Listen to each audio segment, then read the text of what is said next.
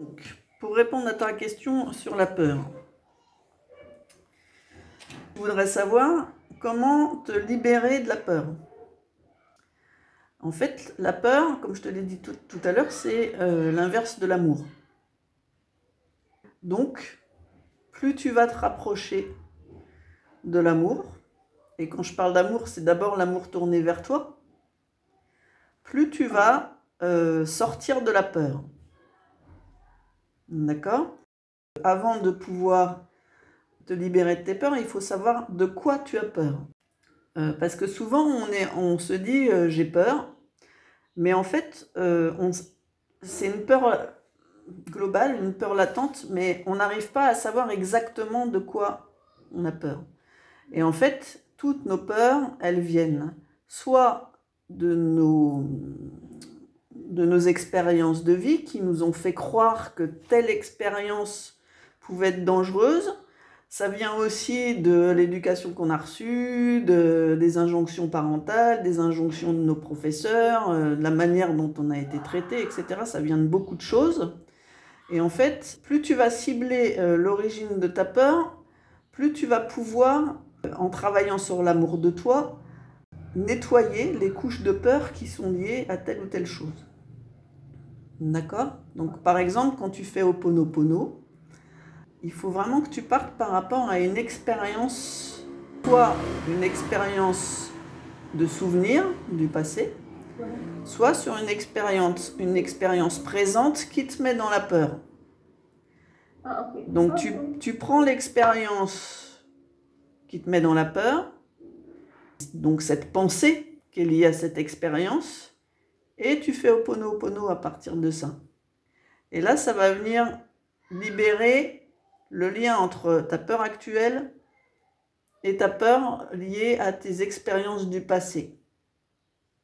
Si ta peur, elle est liée uniquement à une projection dans le futur, parce que c'est ça, souvent, nos peurs, elles sont liées à, non pas quelque chose de réel, mais quelque chose de virtuel, c'est-à-dire l'imagination de notre futur. Et là, il y a un travail à faire sur la présence, se mettre dans le présent. Parce que la peur, elle est très rarement liée, la peur toxique, hein, parce que la peur, ça peut être salvateur. Hein. Quand c'est une peur dans l'immédiateté, elle est salvatrice, cette peur. Ça veut dire que ça te fait réagir de manière adaptée et ton corps réagit de manière automatique pour pouvoir physiologiquement s'adapter à l'événement qui déclenche cette peur dans l'immédiateté pour pouvoir te protéger. Hein. La peur, ça sert à ça à l'origine, à te protéger. Sauf que quand la peur, c'est une peur mentale, donc une peur virtuelle, c'est toujours lié à une projection dans l'avenir qui est reliée à un traumatisme du passé. Un traumatisme conscientisé ou pas. Et donc, se mettre dans l'instant présent, par la méditation, par un travail de respiration, par Tipeee aussi. Tipeee, c'est vraiment super efficace. Ça va te permettre d'accueillir l'émotion peur physiquement, c'est-à-dire dans le présent, et sortir de la peur mentale. Parce que quand tu fais Tipeee, par exemple, ou quand tu te poses ton attention uniquement sur le présent, tu accueilles la sensation physique de la peur, qui n'est pas du tout agréable, hein, je veux bien l'admettre, mais la pensée n'entretient pas cette peur virtuelle, en fait. Et donc, en travaillant sur ces deux pôles-là, donc l'amour tourné vers toi avec Ho'oponopono, et sur la présence à toi, tu vas progressivement libérer les liens entre la peur projective, donc la peur que tu projettes dans l'avenir, et l'origine de cette peur qui s'est engrammée avec tes expériences du passé. Donc ce petit enfant intérieur qui n'est pas guéri de ses peurs d'enfant. Parce que la peur, c'est lié à un manque d'amour. Hein. En fait, ce qui se construit comme peur, c'est lié Alors, c'est pas seulement un manque d'amour, ça peut être lié à des expériences vécues, genre un gros orage qui te fait peur, ça c'est pas un manque d'amour, hein, c'est juste un traumatisme qui est resté bloqué à l'intérieur de toi. Donc ça c'est pas un manque d'amour, c'est une expérience de vie qui fait que si tu as encore peur des orages aujourd'hui, c'est que il y a quelque chose qui est resté bloqué sur le plan émotionnel. Donc, il y a un travail sur l'émotion à faire aussi. Et ça, on peut travailler en EMDR pour libérer les émotions liées à ce traumatisme. Il y a quelque chose qui est resté bloqué en toi au niveau du cerveau primaire, donc du cerveau émotionnel, et que tu as emmené avec toi à l'âge adulte parce que le traumatisme a été soit très violent, et donc il n'a pas pu se désengrammer naturellement par le rêve, par d'autres expériences qui sont venues te rassurer, etc. Et donc du coup, ça s'est resté bloqué sur le plan neurologique à l'intérieur de toi. Et après, ça reste bloqué sur le plan psychologique. D'accord? Donc le MDR, c'est un bon outil pour libérer ça. Et on travaille à partir du traumatisme. D'accord? Mais toutes les autres peurs qui sont liées à ce que t'as dit, ce que t'ont dit tes parents, fais attention, tu vas tomber, ou t'es nul, tu n'y arriveras jamais, ce que les profs ont pu te dire, peut mieux faire. Ça veut dire que tu as construit tes peurs de ne pas réussir, par exemple, sur le virtuel du mental d'autres personnes. Et ça, c'est un manque d'amour qui est relié à un manque de conscience de la personne qui t'a transmis ça. D'accord? Alors, c'est pas forcément... Il y a des parents, ils sont pas dans la maltraitance, mais leur peur est tellement forte qu'ils vont transmettre cette peur à leurs enfants.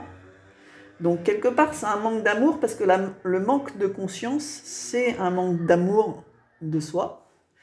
Donc du coup, ça va, c'est comme si tu emmenais le manque de conscience de tes parents, de tes profs, peu importe, dans ton propre fonctionnement.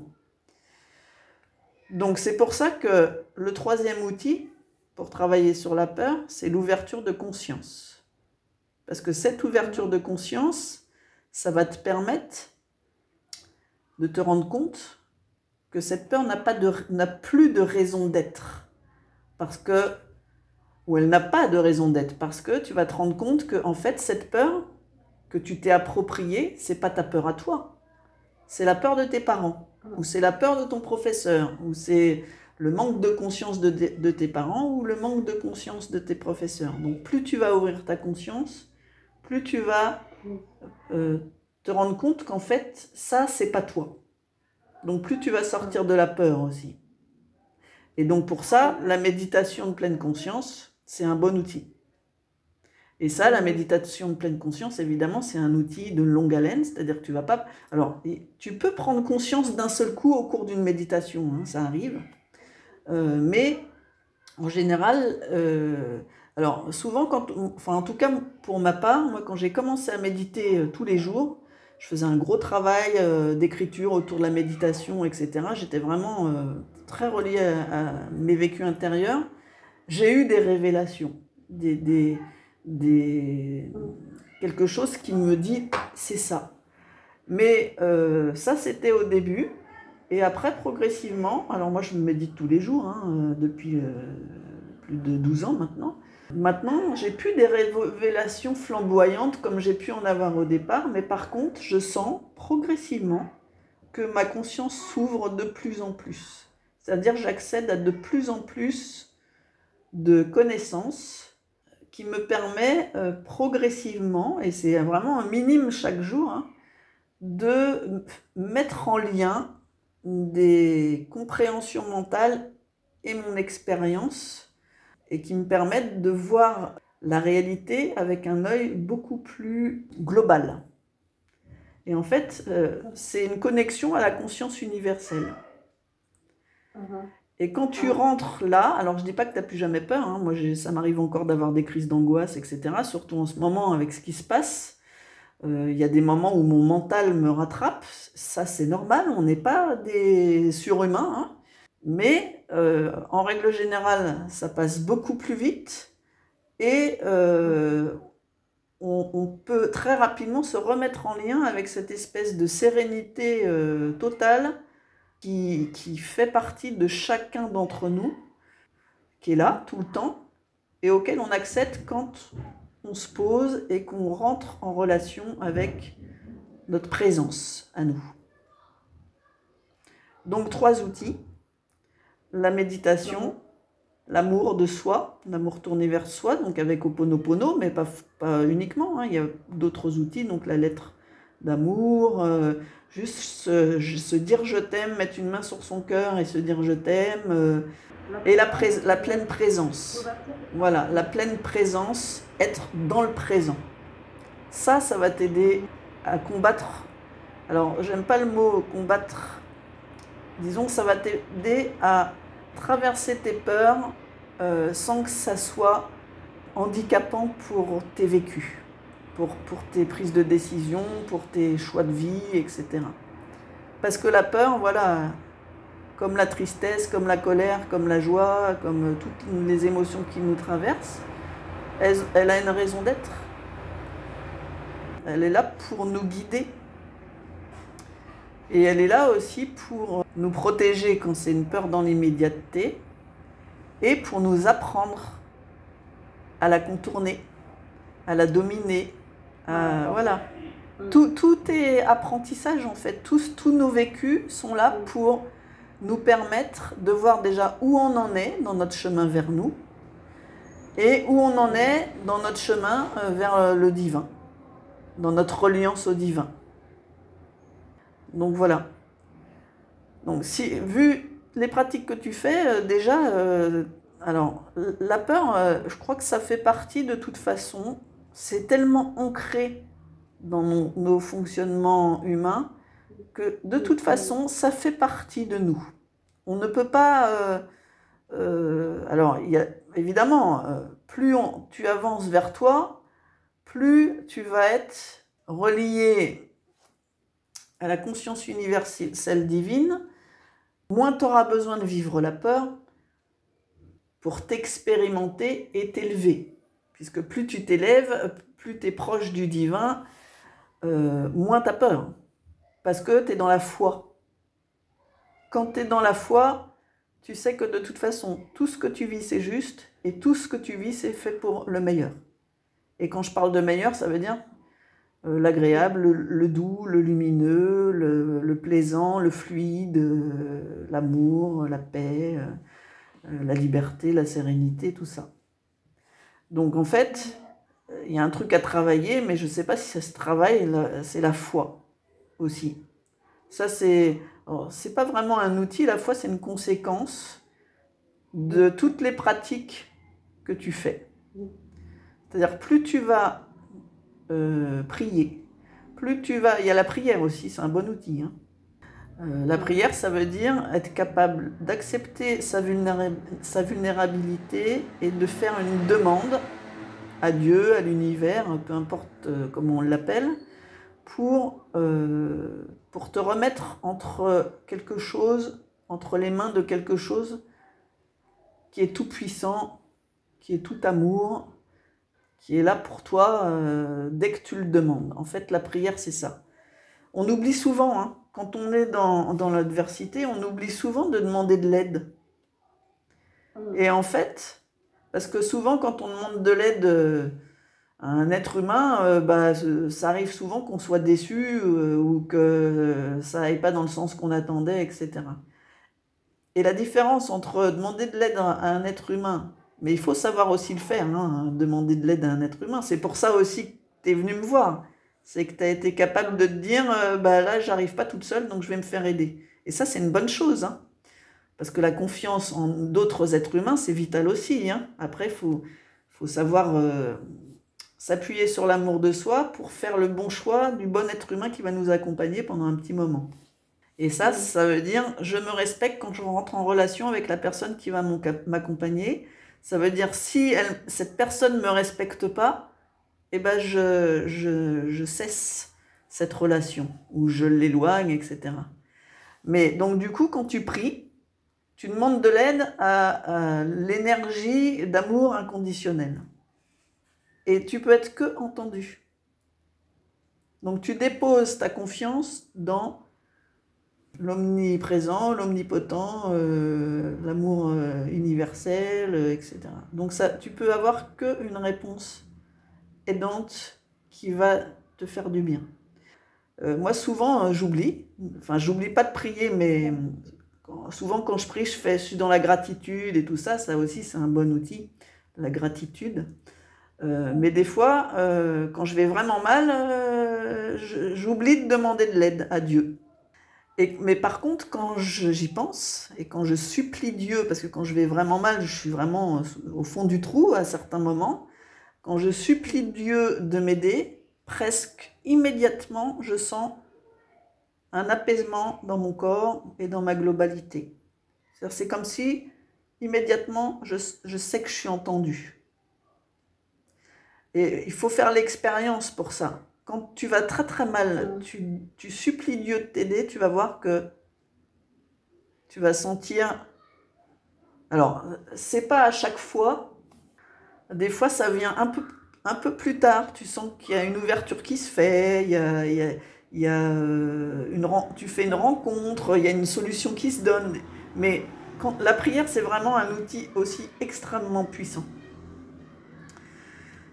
Parce qu'en fait, tu rentres dans une humilité de savoir qu'il y a quelque chose de plus grand que toi qui est toujours là. Et tu rentres aussi dans voilà, l'humilité de te dire, je ne peux pas tout régler toute seule. Je ne suis pas Dieu, même si j'ai des outils extraordinaires que Dieu m'a offerts. Mais il y a une force incommensurable, sans limite, qui est là pour toi, qui est là pour chacun d'entre nous. Et quand tu expérimentes ça, c'est-à-dire la demande par la prière et la réponse du divin qui va se donner sous plein de formes différentes, ça fait monter la foi. Parce que tu te rends compte que c'est magique, quoi. C'est magique. Juste en acceptant d'être vulnérable et de demander de l'aide. Et ça, c'est puissant parce que ça te permet d'augmenter ta foi, en fait. Et la foi, il n'y a rien de plus puissant que la foi pour traverser la vie et pour être apaisé et pour sortir de la peur. Hein. Parce que tu sais que de toute façon, quoi qu'il arrive, tout est juste. Et tout est là pour le meilleur. Pour ton bien, en fait. Même les expériences que tu vas juger douloureuses, tu vois, tout ce qui se passe en ce moment, hein, c'est lourd, etc. Mais quant à la foi, tu sais que derrière ça, il y a quelque chose de magnifique. Et ça, quand tu le fais... Bon, là, c'est sur le plan global. Hein. Moi, je suis convaincue que ce qui se passe aujourd'hui, ça va nous faire arriver à un truc magnifique, un énorme changement. Mais mes expériences de vie, je ne le dis pas parce que j'y crois, ce n'est pas une croyance. Ce que je te dis là, c'est lié à beaucoup d'expériences de vie qui m'ont fait comprendre que quand je vis un truc douloureux, derrière, il y a toujours quelque chose de magnifique. Et plus c'est douloureux, plus le changement est important et va vers le beau. Et ça, j'en ai vécu, mais des dizaines des expériences comme ça. Ça peut être des petites expériences, mais aussi des grosses expériences. Et à chaque fois que j'ai fait des changements profonds dans ma vie qui m'ont mené vers ce que je suis aujourd'hui, qui est bien mieux que ce que j'étais avant, en tout cas bien moins douloureux et bien plus agréable, ça s'est fait à travers une expérience douloureuse. Avant, j'en avais pas forcément conscience, Mais progressivement, quand j'ai commencé à pratiquer, à ouvrir ma conscience et tout, plein de pièces du puzzle de ma vie se sont mises en place pour me dire, tu vois, si tu n'avais pas vécu ce moment-là, aujourd'hui, tu ne serais pas là. Si tu n'avais pas fait telle activité, aujourd'hui, tu ne pourrais pas t'en servir, alors que c'est une activité que tu n'aimais pas à l'époque, par exemple, ou que tu en avais marre. Tu ne serais pas là aujourd'hui à utiliser cet outil que tu connais et que tu peux utiliser dans ce nouveau métier, par exemple. Donc, en fait, tout est juste.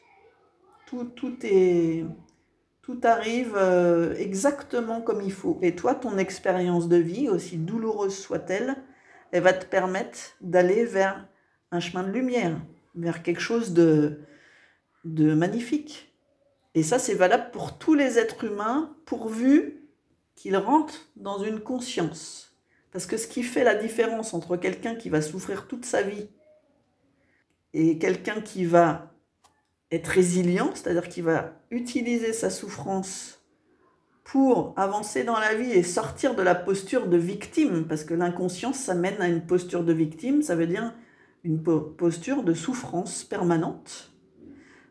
Et ben c'est la conscience. La conscience que ce qui t'arrive, ça sert à quelque chose. C'est pas là pour te punir ou pour te faire souffrir gratuitement et tout. Non, il y a toujours une raison profitable derrière chaque chose, chaque expérience de vie, chaque rencontre, aussi toxique soit-elle. Et c'est à partir de la conscience que tu as que, en effet, cette expérience, elle n'est pas gratuite, elle va t'amener à quelque chose de mieux, que tu peux traverser la vie de plus en plus légèrement, de manière la plus agréable possible, la plus douce, la plus sereine. Et là, du coup, voilà, il n'y a plus de peur. Quand t'es... Alors, voilà, il y a des peurs ponctuelles, parce qu'on reste des êtres humains.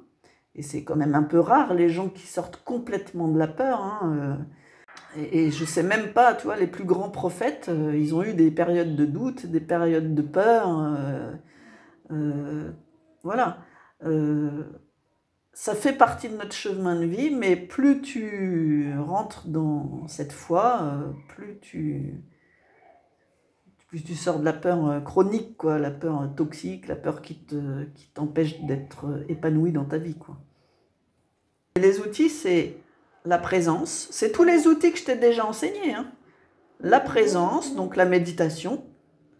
Mais ça veut dire la méditation que tu peux même utiliser quand tu cuisines, quelle que soit l'activité que tu fais. La méditation, c'est j'observe, enfin, je me laisse ressentir ce qui se passe à l'intérieur de moi quand je fais quelque chose. Tout simplement. Alors, il y a des activités qui sont plus faciles à observer que d'autres. Par exemple, quand on est en train de se parler, je ne suis pas en train de m'observer en train de te parler. Hein. Parce que je suis directement reliée. Là, c'est fluide, ça coule. Donc, je suis en présence, mais je ne suis pas dans l'observation. Je suis dans l'accueil. La présence, c'est aussi l'accueil. C'est le ressenti physique. Alors, tu n'es pas dans une observation mentale. Tu es dans une attention posée sur tes ressentis physiques quand tu es en lien avec un événement, etc. Et ça, tu n'as pas besoin d'être dans une attention soutenue. Tu vas voir, à force de méditer, naturellement, tu es dans cette posture-là. C'est-à-dire que, par exemple, quand tu es en train de discuter avec quelqu'un et que l'autre répond, etc., soit tu vas sentir quelque chose d'agréable, soit tu vas te sentir bien, soit tu ne vas pas te sentir bien. En fait, c'est ça. C'est ça qui va te guider. Il faut faire attention, tu n'es pas dans une observation mentale.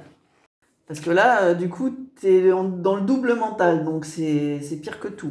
Tu es je suis en train de faire quelque chose, et pour savoir si c'est juste ou pas, je me laisse entrer en relation avec ça me fait du bien ou ça me fait pas du bien. Tu vois, quand je te parle et que c'est fluide, ça coule tout seul. Donc quand ça coule tout seul, ça me fait du bien. Et je sais que je suis juste à ce moment-là. Si tu es en train de forcer, en train de réfléchir, qu'est-ce que je vais dire après, etc., ça te fait pas du bien, ça. Tu rentres dans une tension. une tension désagréable. Parce que tu peux être dans un dialogue. Tu vois, quand je t'explique quelque chose, il y a quand même une tonicité en moi. Mais ce n'est pas une tension douloureuse, ce n'est pas une tension de stress. C'est une tension de vie, de vitalité. D'accord? Mais ça, tu ne peux pas le faire de manière mentale. Plus tu vas méditer, plus tu vas être en lien avec ça. Parce que plus tu vas être connecté à la conscience universelle. Et connecté à tes souvenirs, ton savoir aussi, hein, ton savoir, tout ça. C'est une énergie, hein, le mental. Hein.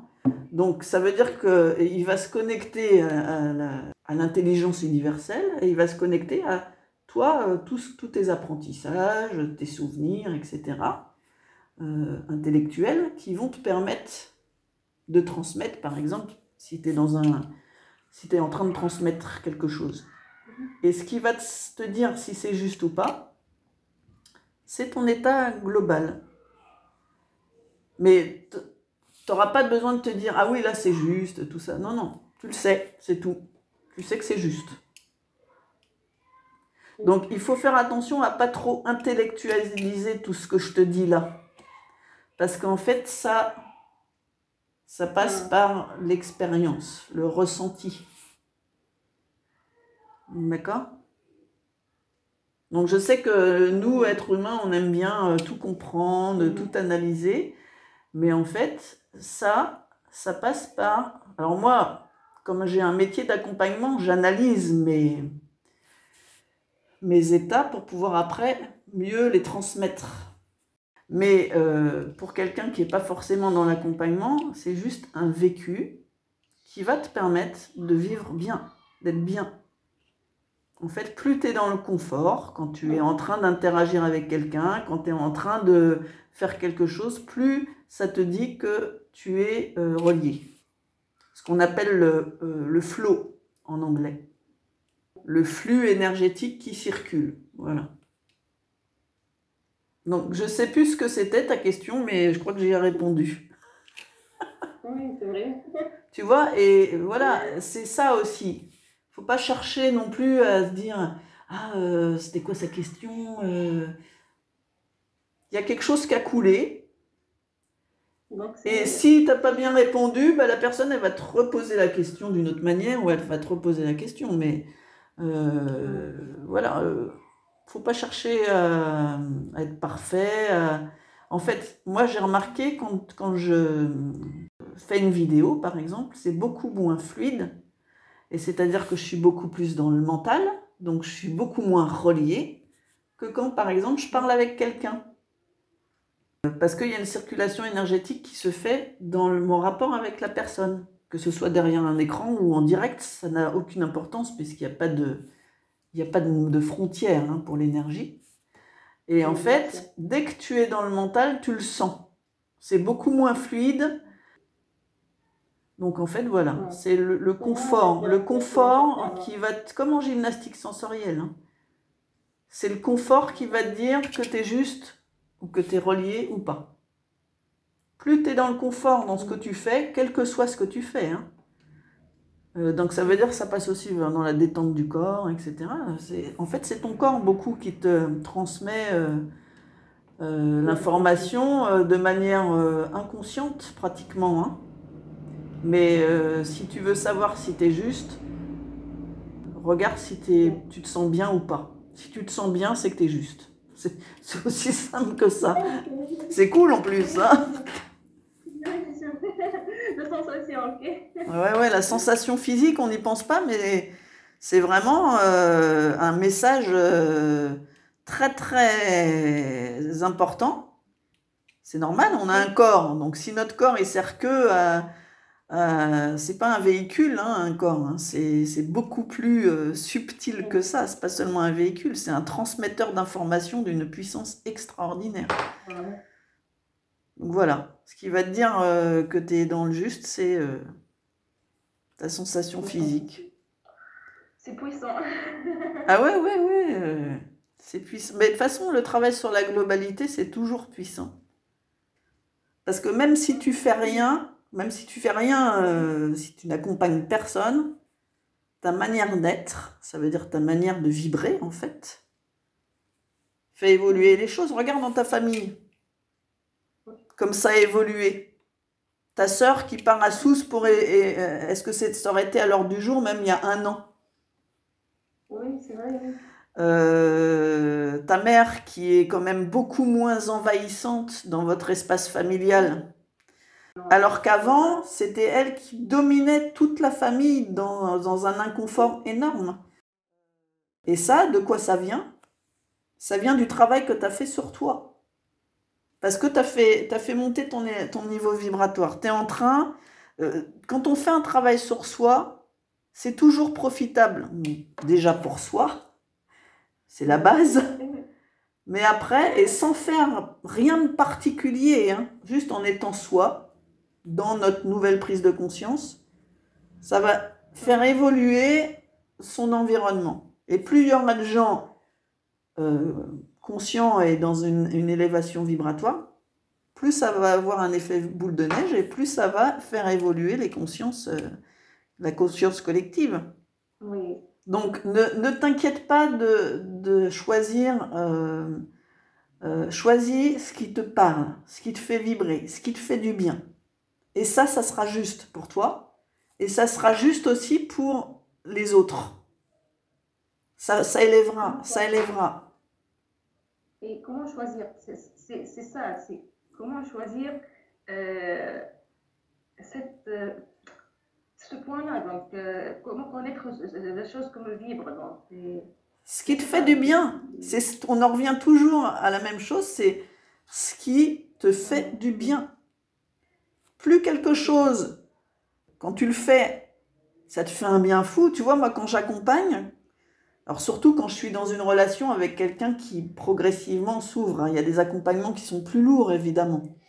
Mais quand je sors d'un accompagnement comme ce qu'on est en train de vivre là, je me sens totalement régénérée, je me sens utile, je me sens épanouie, je sais que je suis à ma place. Et en fait, c'est ça qui va te dire ce qui est juste pour toi. Quand tu fais quelque chose,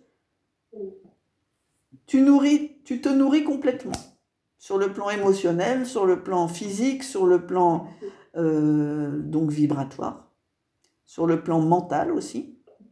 Ça nourrit ton ego de manière agréable. Et là, tu sais que c'est le bon chemin. Donc, ne pense pas forcément à l'aspect matériel, financier. Parce que plus tu vas être juste avec toi-même, plus ça va être relié. L'aspect matériel est relié totalement à nos vibrations, à notre état général. Plus tu vas te sentir bien, plus tu vas gagner de l'argent avec ce que tu fais. Voilà. Alors, en même temps, tes besoins matériels ne seront pas forcément les mêmes que ce que ton ego veut te faire croire.